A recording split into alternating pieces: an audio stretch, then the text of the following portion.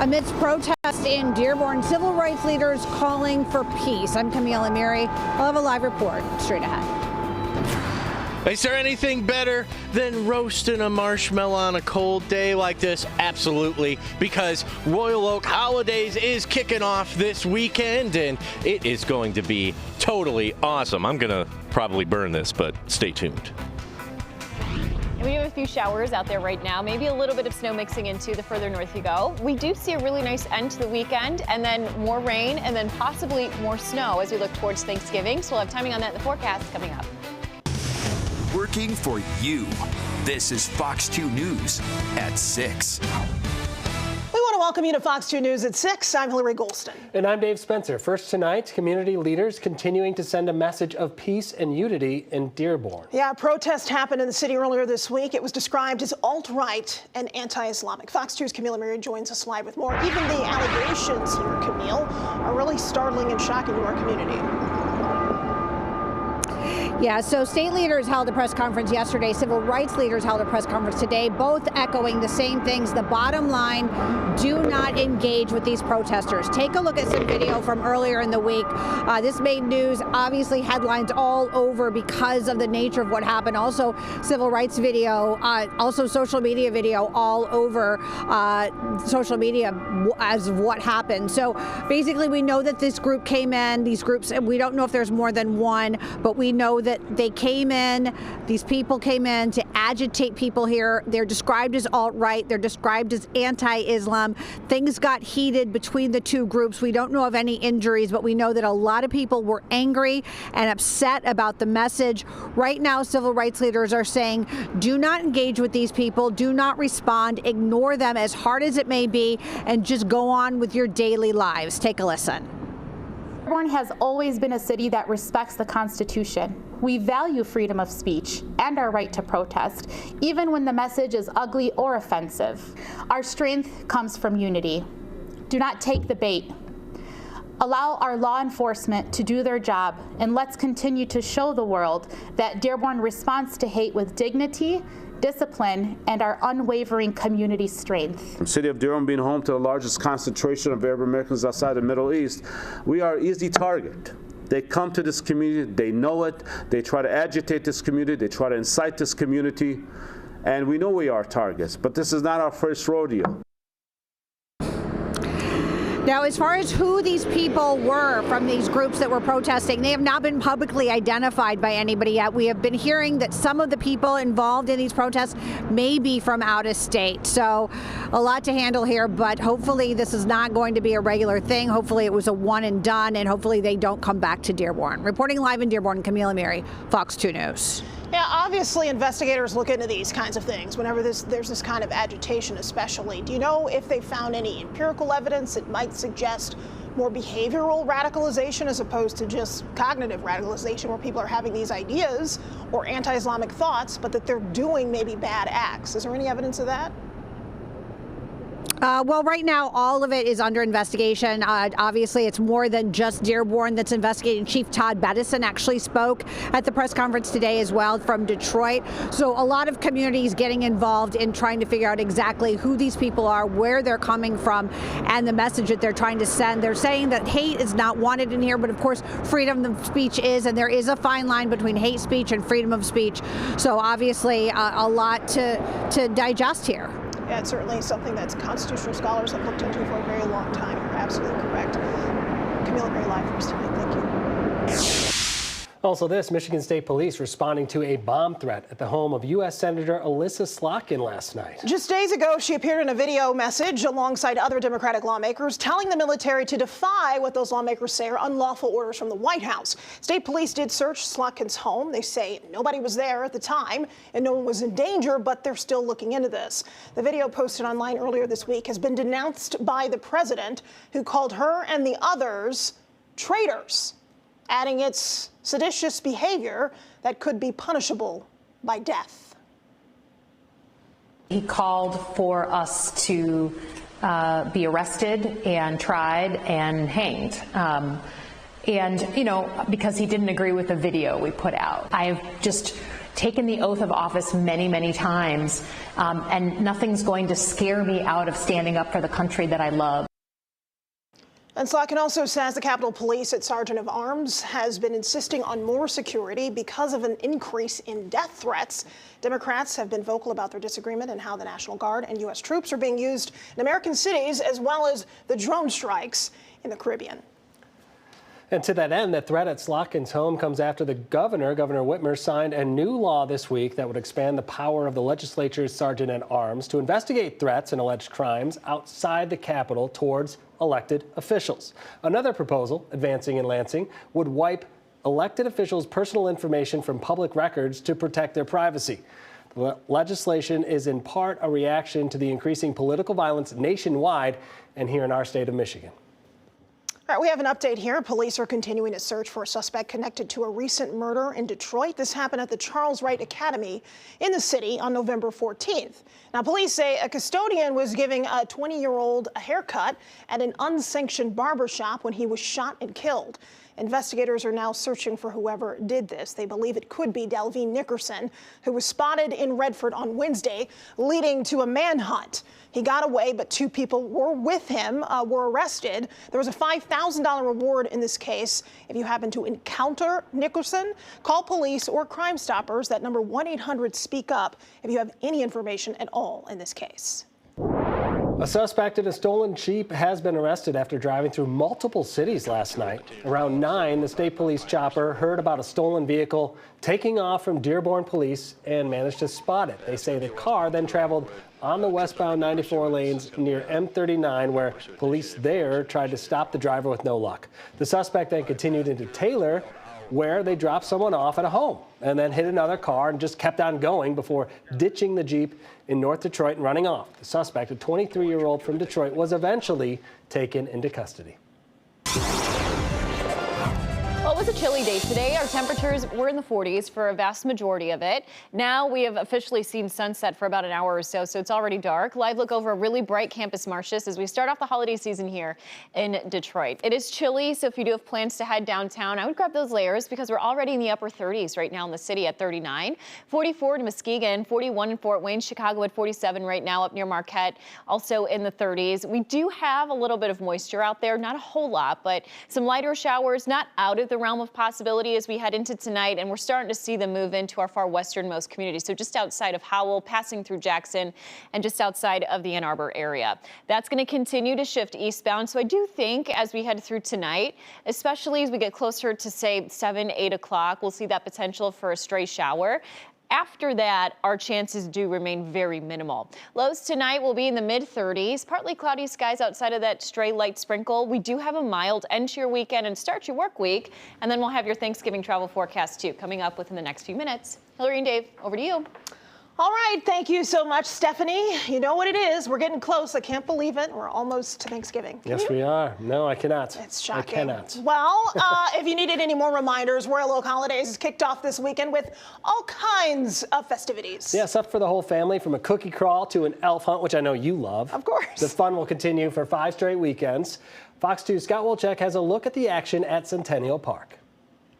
Royal Oak Holidays kicking off, and are you ready to see this marshmallow get perfectly toasted? Who's going to do it better, me, John Witz, or the mayor over there? Yeah, that's right. We've got a whole party happening here. This is the place to be for 5 weekends straight. Am I right? You're right. I mean, great crowds last night, great crowds today. We've had skating exhibitions, food trucks, mini carnival rides. If you bring 4 cans of food, you can see folks are in line to drop off food, and all families where there's a food drop-off, they get free carnival rides and inflatables. The skating's been great, but there's nothing, Scott, like roasting a marshmallow in downtown Royal Oak. That is true, and you had like a couple of flecks of embers go on you during that. Are you okay?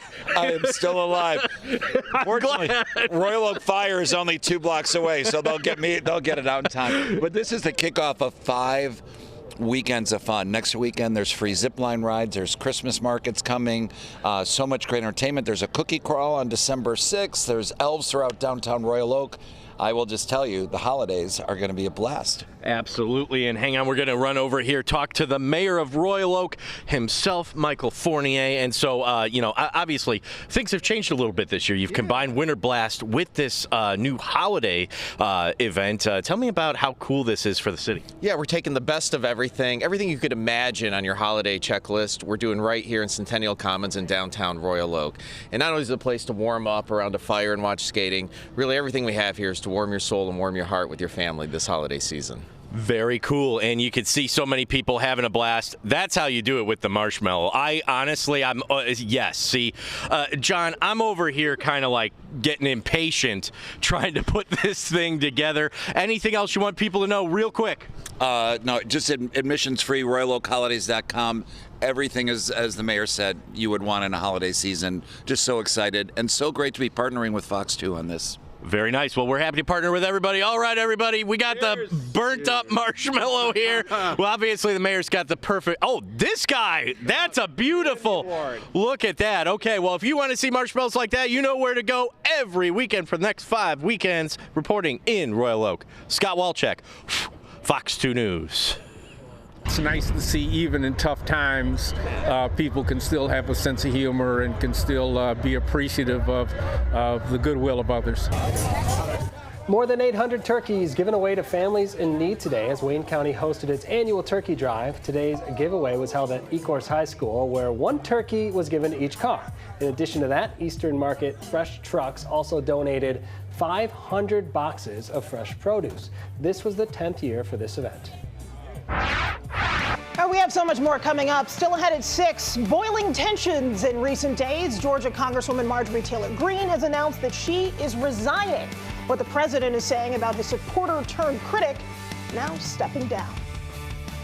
Plus, more than 30 babies around the country sickened by botulism, a botulism outbreak linked to baby formula. What health officials are saying about the investigation. President Donald Trump briefly speaking with reporters this morning before heading out for a round of golf. Among the topics he addressed, the resignation of Georgia Congresswoman Marjorie Taylor Greene. I just disagreed with her philosophy. She started backing perhaps the worst Republican congressman in our history, this stupid person named Massey. And I said, go your own way. And once I left her, she resigned because she would never have survived a primary. Greene announced her resignation last night, saying she just never really fit in Washington and that she'll be leaving office on January 5th. Greene, who was once one of the president's biggest supporters, had a public falling out in recent months, with her being critical of his stances on the Epstein files as well as health care. President Trump is giving Ukraine until next Thursday to accept a ceasefire deal, which he claims would end the country's war with Russia. The proposal includes Ukraine conceding territory to Russia and a guarantee that any future significant attack on Ukraine would be met with a response by the U.S. and its European allies. Ukrainian President Volodymyr Zelensky says his country is ready for peace, though he's concerned with some of the details of the proposal. Top U.S. and Ukrainian officials are expected to meet tomorrow in Switzerland to discuss the next steps in ending this war. This is really scary for a lot of parents. Health officials are investigating 30 cases of infant botulism that have been linked to By Heart Whole Nutrition infant formula. This is part of an outbreak that apparently started in August. Botulism is a rare and potentially deadly disease which can harm the nervous system or cause it to stop working altogether. Some parents who gave their kids the formula say the children got sick well before August. I was trying to figure out how I could get in touch with the CDC and the FDA and alert them that hey, this isn't maybe just in August. We could have something that started prior to that. Obviously, we just want to know what happened. Now, officials also say they've confirmed 6 other cases that popped up between November and June of last year. As of now, they can't connect that to the current outbreak, which has made babies sick in 15 states. As for By Heart, the company has recalled all products connected to this outbreak.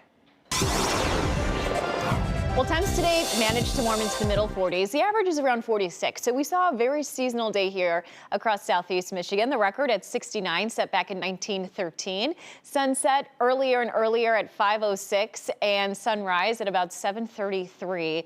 And once we get closer to the winter solstice, that's when we start to see those days get longer and longer. So we have about 4 or 5 more weeks until we start to see that. Temps right now are in the 40s, 39 in the city though, 36 Port Huron, Bad Axe at around 33 degrees. Up near Oscoda, 37. We have 40s in western parts of the state. We're also dealing with a little bit of moisture right now from about Saginaw extending into around the Lansing area. A lot of this is super light. And then we have some light mixing up near the thumb where they could be seeing maybe a lighter snowflake, some sleet mixing in from time to time. But for us here, we're just looking at just plain old lighter sprinkles as we head through the rest of this evening. And even that possibility is super sparse. There really isn't a whole lot of moisture out there that we're working with. So we will see a primarily dry evening outside of that stray sprinkle chance for a portion of us. It's not going to be everybody. 35 tonight for an overnight low. Numbers I think are going to hold steady where we're at right now. We might lose a degree or two, but our overnight lows aren't going to be super cold tonight. We do rebound nicely tomorrow. Our daytime highs for the game on Sunday should be at around 53, 52 on Monday. And as we look towards Tuesday, we're still hanging out in the 50s, but that's when we see our next potential system. This is going to bring in our next chance for some showers and just in time for Thanksgiving travel. Luckily, it is falling as rain. This is going to be a regional thing, so if your travel plans take you to our neighboring states, Wisconsin, Illinois, Indiana, or Ohio, we are also looking at shower chances there. Back edge of that arrives Wednesday evening, so we could be seeing a changeover into some lighter snow. Nothing that's going to really cause any issues out on the roadways, but you could see a few snowflakes floating around early Thursday morning. Now, in terms of Thanksgiving stats, warmest at 65, coldest at 18. I do think we're going to be nothing really too remarkable. Most of us will be in the 30s. We'll see a few flurries, and we hang out in the 30s well into next weekend. Hillary and Dave, over to you. Stephanie, thank you. Well, they're known as trash pandas, but we're talking about raccoons here, and they could be inching closer to becoming America's next pet. Yeah, the masked mammals, affectionately referred to, as you said. What is it? Trash pandas. Trash pandas. They're apparently morphing, mutating, maybe not evolving in the Darwinian sense, but changing. All right. Changing based on their proximity to humans, and part of that is a cuter appearance. The burglars. 20,000 pictures of raccoons were analyzed, with researchers finding a clear reduction in snout length in urban raccoons compared to their rural cousins. That's a physical shift consistent with the early stages of domestication seen in cats and dogs. As raccoons become more comfortable, their fight or flight response around humans decreases, and they can pass the trait on to their offspring. What, would you ever get a raccoon as a pet there, Hillary? So here's the funny story about that. The answer is yes. Okay, you know there's a reason why. Clearly the answer is no. Okay. But I actually, when I was in Cleveland, I knew a woman who kept several raccoons, actually, and she said they were adorable, very cute, very smarter than dogs. Yeah, they're smart. I know that. I know that. Would you have one? No, I would share one with Woody, though. Woody, what do you say? You want to go in on a raccoon with me? No, thank you. I have a bad experience. I have a bad experience with raccoons from summer camp. I'll tell you during the break. A big day of college football with both Michigan and Michigan State in action, but that's not all, because the action was also hot and heavy inside the Little Caesars Arena as the Red Wings tried to button up the Blue Jackets. I'm Woody Woodruff. That's Alex DeBrincat, and the matinee results come your way next in sports.